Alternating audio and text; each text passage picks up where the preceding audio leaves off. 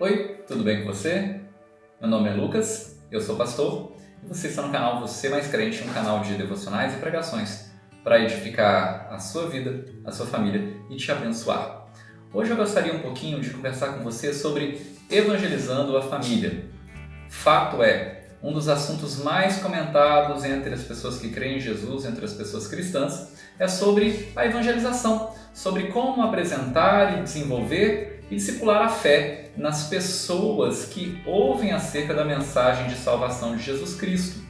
Porém, algo muito importante, muito caro a todos aqueles que creem em Jesus, é a percepção de que o local primário, o local inicial da evangelização acontece dentro de nossas próprias famílias.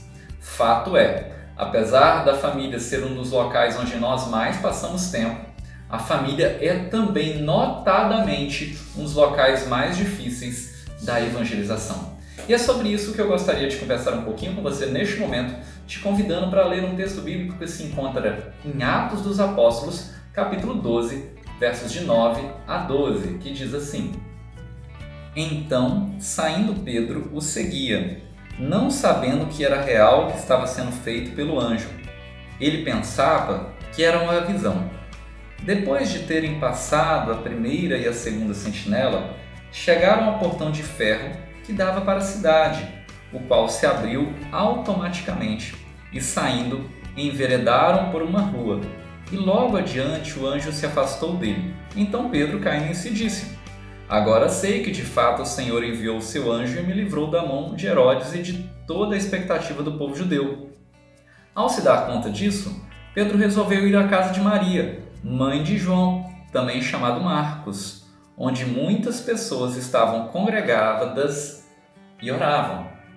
Meu irmão e minha irmã, esse texto que nós acabamos de ler conta a história de Pedro, o grande apóstolo Pedro, um dos maiores líderes da igreja cristã primitiva, que tinha sido preso por causa da perseguição religiosa logo no início da história da igreja.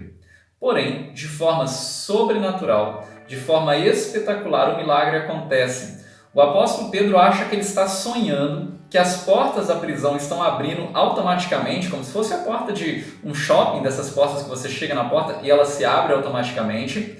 E ele acha que ele está tendo um sonho, porém, quando ele cai na real, ele percebe que Deus efetuou um milagre tremendo, Deus fez algo sobrenatural, tirou ele da prisão, abriu as portas, e quando ele está lá na rua, diz a palavra do Senhor em Atos capítulo 12, que ele vai até a casa de uma senhora chamada Maria, que nesse caso não é Maria, mãe terrena de Jesus, mas é Maria, mãe de João Marcos, que escreveu o Evangelho de Marcos. Assim como naquela época Maria já era um nome comum, até os dias de hoje é um dos nomes mais comuns, até mesmo no nosso país. E é sobre a casa dessa senhora chamada Maria, que era mãe de João Marcos, que escreveu o Evangelho de Marcos, que eu gostaria de falar um pouquinho neste dia, mostrando alguns aspectos que isso tem a ver com a evangelização da família.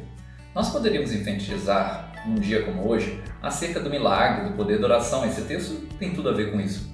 Porém, eu queria falar um pouquinho desse jovem chamado João Marcos, que a Bíblia diz que era filho dessa senhora que acolhia a igreja. A igreja cristã, ela nasce nas casas, não podia haver templo como hoje em dia nós temos, né? Por mais que por um tempo muitas igrejas estejam passando por esse isolamento que tem nos sido imposto. De fato, nós podemos ver dentro dessa casa, da casa de Maria, um local que era um local de oração, era um local de propagação do Evangelho. E João Marcos foi parceiro missionário do apóstolo Paulo na primeira viagem missionária. A Bíblia nos relata isso lá em Atos capítulo 13, porém ele abandona a primeira viagem missionária. Na segunda viagem missionária, quando Barnabé fala que vai levar João Marcos, Paulo não aceita e acaba indo Paulo e Silas para um lado e Barnabé e João Marcos para o outro. Isso está lá em Atos capítulo 15. João Marcos, ele é uma pessoa muito importante na história da igreja cristã.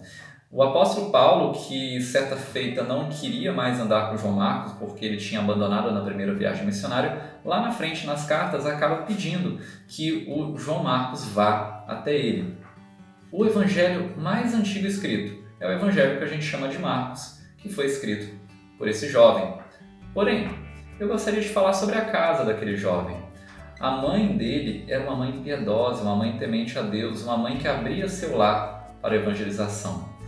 E eu gostaria de falar alguns aspectos que eu percebo na minha história, percebo na história de muita gente ao meu redor, que também funciona até os dias de hoje e pode ser a história da sua família. Para você evangelizar a sua família, a primeira coisa que você e eu temos que nos lembrar é que nós precisamos ter constância.